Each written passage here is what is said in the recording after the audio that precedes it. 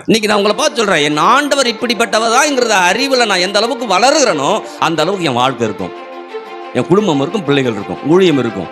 அல்லேலூயா. அப்ப அறிந்திருக்கிற காரியம் என் வாழ்க்கையை சீர்படுத்தும், ஸ்திரப்படுத்தும், பலப்படுத்தும், நான் நல்லா வாழ வை. அவரை குறித்த அறிதல் இருக்கும்போது நீங்க அறிஞ்சிக்கங்க, கர்த்தர் யார், கர்த்தர் எப்படிப்பட்டவர், சுகம் கொடுக்கிறவர், பலன் கொடுக்கிறவர், ஆரோக்கியம் கொடுக்கிறவர், பெருக பண்ணுகிறவர். இங்க சொல்லுது போதுமானதற்கும் மிகவும் மோர் தென் எனாஃப். என் தேவன் மோர் தென் எனாஃப். மோர் தென் எனாஃப் நான் அறிஞ்சிருக்கிறேன் அவரை.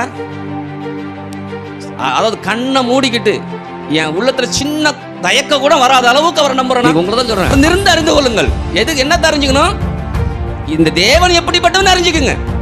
அமர்ந்திருந்து அறிந்து கொள்ளுனா, ஆண்டவரே இதை மாற்ற முடியுமா, இதை செய்ய முடியுமான்னு அறிந்திரல. இதை செய்ய அவர் போதுமானவர், போதுமானதற்கும் மிகவும் அதிகமானவர். அதை அறிஞ்சுக்கிறேன்னா, அதை அறிஞ்சுக்கிட்டேன்னா அது என் வாழ்க்கையில் வரும்.